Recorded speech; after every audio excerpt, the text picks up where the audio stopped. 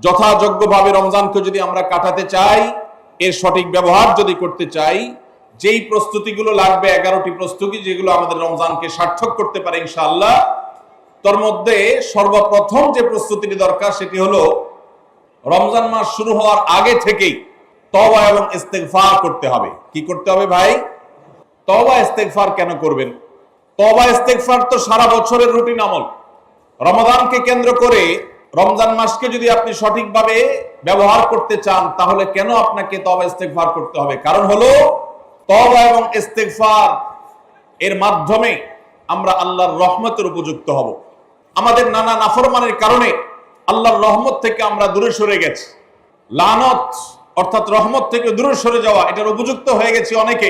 এই জন্য ভাইরা, এখন থেকে রমাদানের প্রস্তুতির নিয়তে আল্লাহর কাছে তওবা করা, গুনাহ মাফ চাওয়া, ইস্তেগফার করা, জীবন পরিবর্তন করবার সংকল্প করা, এটা হবে আমাদের রমাদানের প্রথম প্রস্তুতি। চেষ্টা করব তো ইনশাআল্লাহ।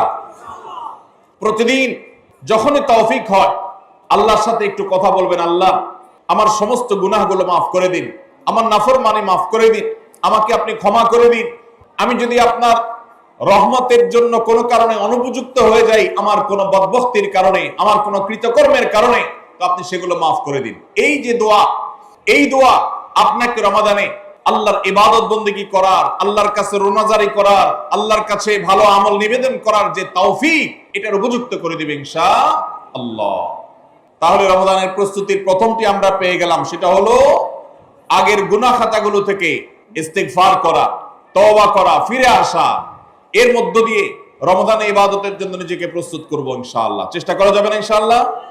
দ্বিতীয় প্রস্তুতি হলো রমাদান মাসে কোরআন এবং হাদিস সম্পর্কে যাদের মৌলিক ধারণা আছে, হাদিসে রাসূল সম্পর্কে যাদের একটু ঘাটাঘাটিও আছে, তারা জানেন 2-3টা আমল সম্পর্কে কোরআন এবং সুন্নাহর সবচেয়ে বেশি সংখ্যক ভাষ্য বর্ণিত হয়েছে।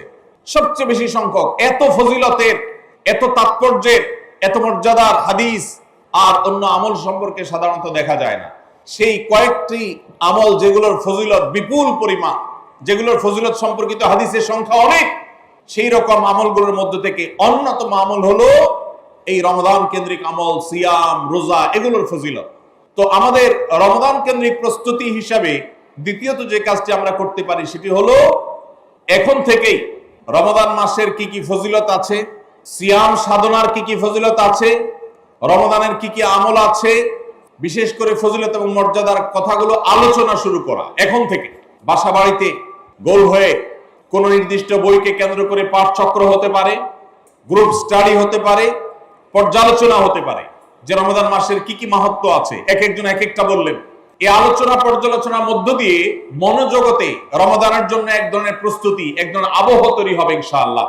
এজন্য দ্বিতীয় প্রস্তুতি হিসাবে আমরা এই কাজটি ইনশাআল্লাহ করব, সেটা হলো রমজানের ফজিলত, রমজানের মর্যাদা, সিয়ামের ফজিলত, অন্যান্য আমলের উপকারিতা, সেগুলো নিয়ে আমরা বেশি বেশি পর্যালোচনা করব। যত বেশি আপনি আগে থেকে পর্যালোচনা করবেন, রমাদানের প্রতি আপনার তৃষ্ণা, সিয়াম সাধনার প্রতি আপনার ভেতরে আকাঙ্ক্ষা, প্রত্যাশা এবং প্রতীক্ষা, এটা আপনার মধ্যে বাড়তে থাকবে এবং রমাদানের প্রতিটা মিনিটকে কাজে লাগাবার জন্য তাগাদা আপনার ভিতরে অনুভব হবে ইনশাআল্লাহ।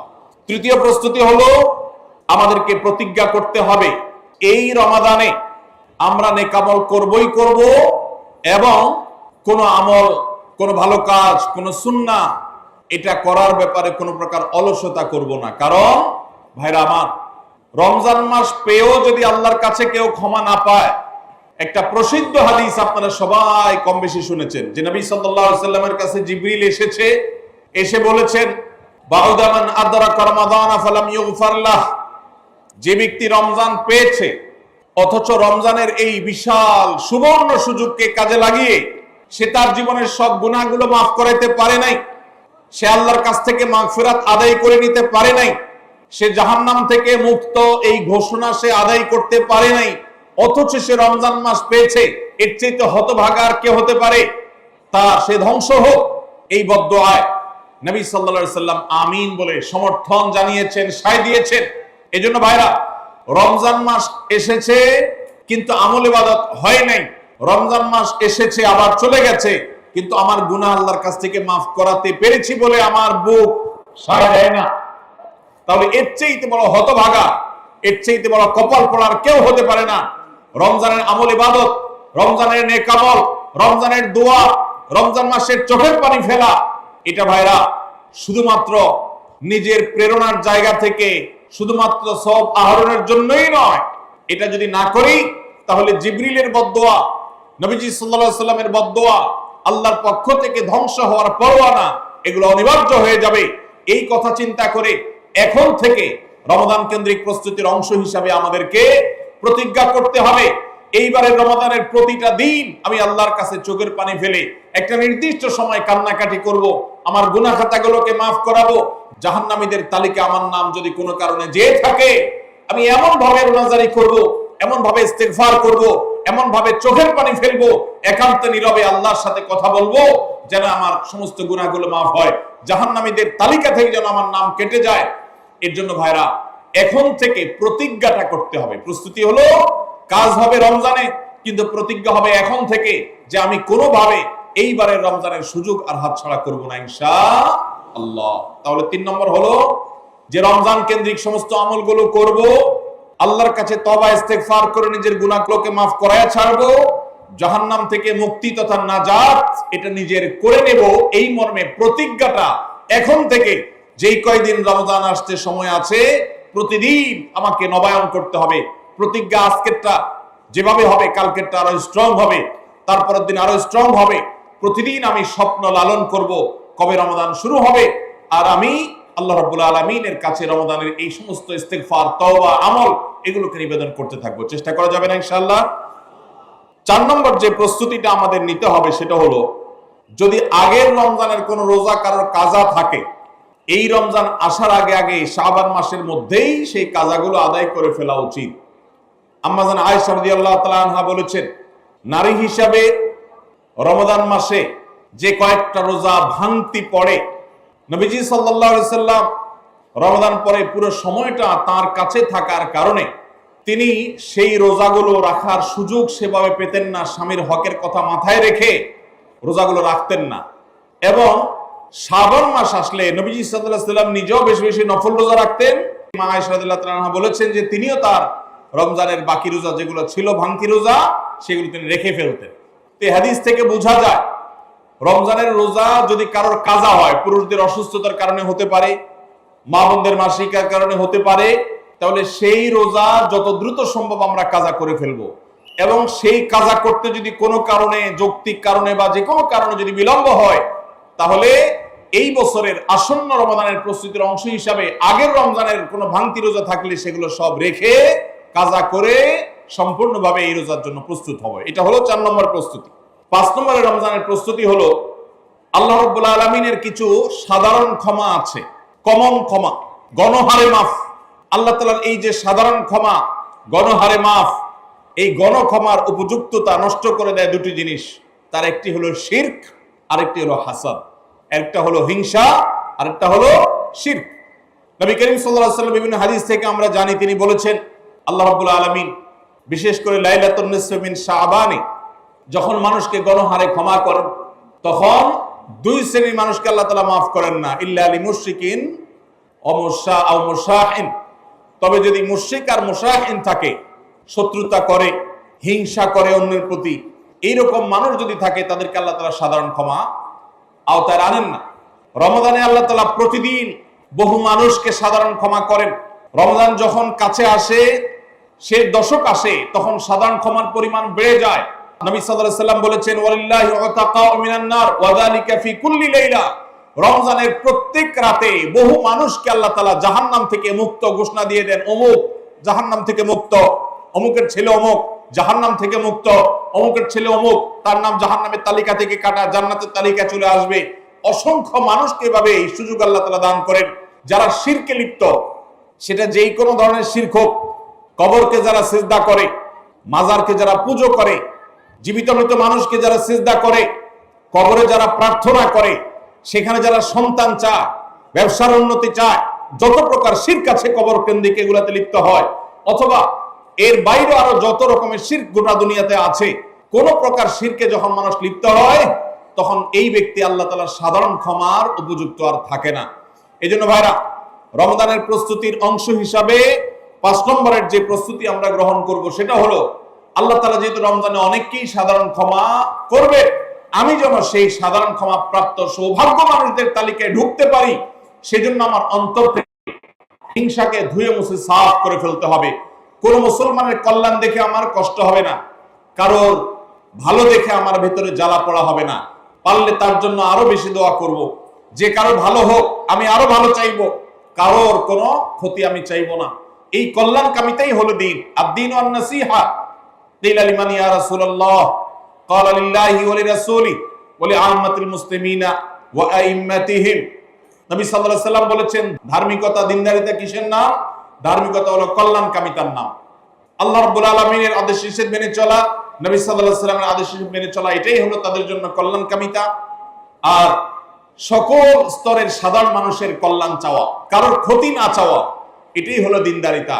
যে ব্যক্তি কারোর ক্ষতি চায়, যে মুসলমান আরেক মুসলমানের ভালো দেখলে তার ভেতরে জ্বালা পোড়া করে, অস্থিরতা আসে, সে ভালো মুসলমান না, সে হিংসুক, তার ভিতরে কবিরা গুনাহ আছে। এজন্য রমাদান মাসে আল্লাহর সাধারণ ক্ষমা পেতে হলে অন্তরকে এখন থেকে পরিচ্ছন্ন করতে হবে, চোখটা বন্ধ করে মনে রাখতে হবে, স্মরণ করতে হবে, আমার আশেপাশে এমন কে আছে যার কল্যাণ দেখলে আমার সহ্য হয় না, যার ভালো দেখলে আমার ভিতরে জ্বালা পোড়া করে, যার সুসংবাদ শুনলে আমার ভিতরে খারাপ লাগা কাজ করে, তাহলে বুঝতে হবে তার প্রতি আমার হিংসা আছে। আল্লাহর জন্য নিজের হিংসা থেকে পরিচ্ছন্ন হয়ে অন্তরকে ধুয়ে সাফ করে তারপরে রমজানের সাধারণ ক্ষমার জন্য উপযুক্ত করতে হবে এখন থেকে। ঠিক একইভাবে আমি আমার কথায়, আমার কাজে, আমার বিশ্বাসে কোনো মাধ্যমে আল্লাহর সঙ্গে শিরক করছি কিনা, আরশের মালিকের সাথে শিরক করছি কিনা, আল্লাহ বলেছেন, ইন্নাল্লাহা লা ইয়াগফিরু আন ইউশরাকা বিহি ওয়া ইয়াগফিরু মা দুনা যালিকা লিমান ইয়াশা। আল্লাহর সঙ্গে শিরক করা হলে এটা আল্লাহ মাফ করবেন না। শিরকের অপরাধ এটা যদি কেউ করে তওবা ছাড়া মারা যায়, আল্লাহ তাআলা এই অপরাধ ক্ষমা করবেন না, এটা আল্লাহ আগে থেকে দেওয়া ঘোষণা। কোরআনে আল্লাহ আরো বলেছেন, লোকমান হাকিমের উদ্ধৃতি দিয়ে, ইন্নাশ শিরকা লা যুলমুন আযীম, তিনি তার সন্তানকে উপদেশ দিতে গিয়ে বলেছিলেন যে ইন্নাশ শিরকা লা যুলমুন আযীম, শিরক সবচেয়ে বড় অপরাধ। এজন্য ভাইরা, শিরক থেকে পরিচ্ছন্ন না থাকলে রমাদানের কোন ইবাদত, কোন আমল আমাদের কাজে আসবে না। এজন্য রমজানের প্রস্তুতি হিসেবে শিরক এবং হিংসা থেকে অন্তরকে পরিচ্ছন্ন করা, পবিত্র করা, এটা হলো আমাদের পঞ্চম প্রস্তুতি। নাম্বার 6, বিগত রমজান যেগুলো আমাদের জীবনে এসেছে, সেই সমস্ত রমাদানে কেন আমার আমল ইবাদত হয় নাই? রমজান আসার আগে নিয়ত করছি কোরআনটা খতম দিব, কিন্তু দিতে পারি নাই। রমজান আসার আগে নিয়ত করেছিলাম এই বছর একটা তারাবিও মিস করব না, কিন্তু অনেকগুলো মিস হয়ে গেছে। রমজান আসার আগে নিয়ত করেছিলাম এই বছর রমজান থেকে ধূমপান করা ছেড়ে দিব, কিন্তু অনেকে ছাড়তে পারেন নাই। রমজান আসার আগে নিয়ত ছিল এই বছর রমজানে একটা খারাপ জিনিসও মোবাইলে, টিভিতে দেখব না, কিন্তু সেই প্রতিশ্রুতি রাখতে পারি নাই। কেন পারি নাই? বিগত রমজানের সমস্ত আমলনামা নিয়ে বসতে হবে এখন থেকে, শাবান থেকে, আজকে থেকেই, যে আমার গত রমজানে আমল ইবাদতের ক্ষেত্রে প্রতিবন্ধকতা, বাধাগুলো কি কি ছিল, একটা একটা করে সম্ভব হলে লিখে ফেলবেন। নাম্বার 1, আমি তারাবিটা নিয়মিত পড়তে পারি নাই, কারণ অমুক অমুক বন্ধুর সাথে আড্ডায় যেতে হয়েছে, তাহলে এটা আমার একটা বাধা। আমি হারাম জিনিস থেকে বেঁচে থাকবো, কিন্তু পারি নাই, কেন? কারণ ফেসবুকে ঢুকছে একটা কাজে, সেখান থেকে আমার আরো 5টা অকাজ করা লাগছে, তাহলে এটা আরেকটা কারণ, ফেসবুক। এভাবে একটা একটা করে আপনি যদি কারণ লেখেন, লেখার পর আসন্ন রমাদানকে অর্থবহ এবং সার্থক করবার স্বার্থে এবং প্রয়োজনে সেই চিহ্নিত কারণগুলো একটা একটা ধরে হিম্মত করে, সৎসাহস করে আল্লাহকে সন্তুষ্ট করবার আশায় ছুঁড়ে ফেলে দিতে হবে নিজের জীবন থেকে। এই সংকল্প এবং এই কাজটা যদি আপনি করতে পারেন, তাহলে ইনশাআল্লাহ আপনি দেখবেন আপনার এই রমজান আপনার জীবনে শ্রেষ্ঠ রমজান হয়েছে। ভাইরা আমার, বহু সাহাবী আছেন, তাদের জীবনে রমজান মাত্র পেয়েছেন একটা রমজান পেয়েছেন, এরপরে রমজান আসার আগে হয়তো জিহাদের ময়দানে গিয়ে শাহাদাত বরণ করেছেন। আর আমরা জন্মসূত্রে মুসলমান হওয়ার সুবাদে এক একজন মানুষ 20টা, 30টা, 40টা, 50টা রমজান আমরা পেয়েছি। দুর্ভাগ্য আমাদের, সাহাবা একরাম মাত্র 2, 4, 5টা রমজান পেয়ে তাদের জীবনকে যেই পর্যায়ে নিয়ে গেছেন, আমরা বেশিরভাগ মানুষ জীবনে 30, 40, 50টা রমজান পেয়েও আমাদের জীবনকে সেই পর্যায়ে নিতে পারি নাই। ভাইরা আমার, এই জন্যই আসন্ন রমাদানকে সঠিকভাবে ব্যবহার করবার জন্য আমাদের বিগত রমজানগুলোর সমস্ত সমস্যাগুলোকে চিহ্নিত করতে হবে। কি কি কারণে আমি এর আগের রমজানগুলো সঠিকভাবে কাজে লাগাতে পারিনি, ব্যবহার করতে পারিনি, সেগুলো একটা একটা করে দূর করতে হবে। যেমন সোশ্যাল মিডিয়া, ফেসবুক, ইউটিউবের আসক্তি, এটা আমার আগের বছর রমাদানের যে ইবাদত, এটার ক্ষেত্রে প্রতিবন্ধকতা ছিল। তাহলে এই বছরের ইবাদতের প্রস্তুতির অংশ হিসাবে এই সোশ্যাল মিডিয়া, ফেসবুক আমার মোবাইল থেকে আনইনস্টল করে ফেলতে হবে। চেষ্টা করা যাবে না ইনশাআল্লাহ? ভাইরা আমার, যদি ফেসবুক আমার আমল ইবাদতের প্রতিবন্ধকতা তৈরি করে, তাহলে ফেসবুককে আল্লাহর জন্য কোরবানি করবেন রমজান মাস উপলক্ষে। কারা কারা প্রস্তুত আছেন হাত তোলেন। বুঝে শুনে হাত তুলছেন? বুঝে শুনে হাত তুলছেন? আল্লাহ এই হাতগুলোকে সবগুলোকে কবুল আর মঞ্জুর করুন। যুবক ভাইরা, আপনারা ফেসবুক মোবাইল থেকে আনইনস্টল করার নিয়ত করছেন, এটার মানে কিন্তু আপনারা এক একজন আল্লাহর রাহে কোরবানি হওয়ার নিয়ত করছেন। প্রস্তুত আছেন তো ইনশাআল্লাহ? নিজেদের কোরবানি করার জন্য প্রস্তুত আছেন তো ইনশাআল্লাহ? আল্লাহ তাআলা আমাদেরকে তৌফিক দান করুন।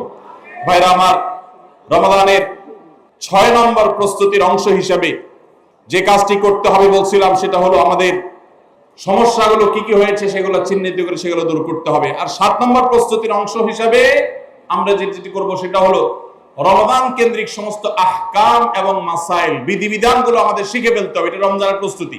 আমাদের দেশে অনেক মসজিদে ইমাম সাহেবরা তালিম করেন রোজা ভঙ্গের কারণ কি, রোজা মাকরুহ হওয়ার কারণ কি, রোজার জন্য ক্ষতিকর বিষয়গুলো কি কি, এগুলো রমজান মাসে বিভিন্ন নামাজের পরে তালিম করেন।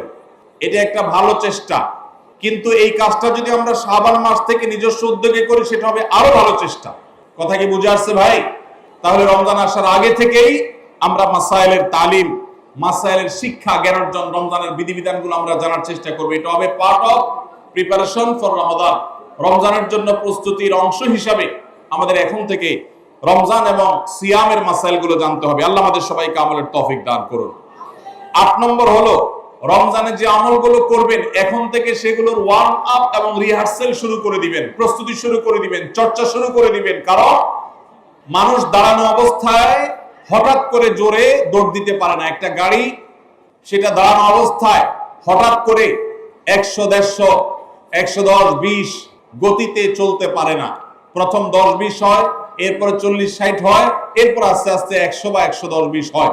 এই জন্য রমজান মাসে যদি আপনি বিপুল পরিমাণ ইবাদত করতে চান, অনেকে আছেন অপেক্ষা থাকেন রমজানের চাঁদ উঠলে সব শুরু করব।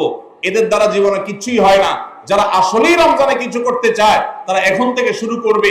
রমজানে আমরা রোজা রাখবো, নবী সাল্লাল্লাহু আলাইহি সাল্লাম শাবান থেকে নফল রোজা রাখার অভ্যাস শুরু করতেন। রমজানে আমরা দোয়া করব, এখন থেকে দোয়া রিহার্সাল শুরু করা, প্রস্তুতি শুরু করা। যে কোনো গুরুত্বপূর্ণ কাজের আগে মহড়া শুরু হয়, তারপরে মূল কাজ শুরু হয়। এই জন্য শাবান মাস থেকে আমাদের প্রস্তুতি চলতে হবে। চেষ্টা করা যাবে না ইনশাআল্লাহ? তাহলে 8 নম্বরের প্রস্তুতি হলো যে আমলগুলো রমজানে করব সেগুলোর রিহার্সাল, সেগুলোর প্রস্তুতি, ওয়ার্ম আপ এখন থেকে শুরু হবে। নাম্বার 9, রমজান মাসের দিন এবং রাত যেভাবে কাটাবেন তার জন্য একটা প্ল্যান করে ফেলবেন। সুন্দর করে একটা স্কেডিউল করে ফেলবেন, রুটিন করে ফেলবেন যে আমি কোরআন তেলাওয়াতটা কোন সময় করব। দিনের কোন সময়টাতে আমি কোরআন তেলাওয়াতের জন্য টাইম বরাদ্দ রাখলে সেটা মিস হবে না। হতে পারে ঘুমানোর আগে, হতে পারে ফজরের পরে। কোন টাইমটা আমার সবচেয়ে কোরআন তেলাওয়াতের জন্য নিরাপদ টাইম সেটা আমি ফিক্স করব। এই ঠিক একইভাবে আমি আল্লাহর কাছে রোনাজারের জন্য ভালো সময় কোনটা সেটা ঠিক করব। রমাদানকে অর্থবহ করবার জন্য আপনার প্ল্যান করতে হবে আগে থেকে, সেটা এখন থেকেই, যে আপনি কখন কোন কাজটা করবেন, কোন আমলটা করবেন, কোন ভালো কাজটা করবেন। এগুলো যদি আগে থেকে প্ল্যান হয় দেখবেন কাজটা করা সহজ হয়েছে। নাম্বার 10, রমাদানের প্রস্তুতির অংশ হিসাবে চাঁদ দেখার চেষ্টা করতে হবে। চাঁদ দেখা, আজকাল চাঁদ দেখার আমলটা বিলুপ্ত হয়ে গেছে, অনেকটাই হারিয়ে যাচ্ছে। চাঁদ দেখা কমিটি ছাড়া সাধারণ মানুষ চাঁদ দেখতে আমরা ভুলে গেছি। আমরা চাঁদ দেখি কিন্তু ফেসবুকে, আকাশে না। চাঁদ কি ফেসবুকে দেখবেন না আকাশে দেখবেন? নবীজি বলেছেন সুমু লিরুইয়াতিহি ওয়া আফতিরু লিরুইয়াতিহি, তোমরা রোজা রাখো চাঁদ দেখে, আবার ঈদও করো চাঁদ দেখে। এইজন্য 29শে শাবান পশ্চিম আকাশে চাঁদ খোঁজার চেষ্টা করবেন সন্ধ্যার সময়। চেষ্টা করবেন না ইনশাআল্লাহ? চেষ্টা করে যদি চাঁদ দেখতে নাও পারেন তারপর আপনি সওয়াব পাবেন। আর যদি চাঁদ দেখেন তাহলে দোয়া করবেন আল্লাহুম্মা আহিল্লাহু আলাইনা বিল ইয়ুমনি ওয়াল ঈমান ওয়াস সালামাতি ওয়াল ইসলাম রাব্বি ওয়া রাব্বুকাল্লাহ। হে আল্লাহ, এই চাঁদকে আপনি বরকত এবং ঈমান দিয়ে আমার জন্য পরিপূর্ণ করে দিন। এই মাস আমার জন্য নিরাপদ এবং ইসলাম দিয়ে পরিপূর্ণ করে দিন। হে চাঁদ, তোমার আর আমার পালনকর্তা একজন আল্লাহ।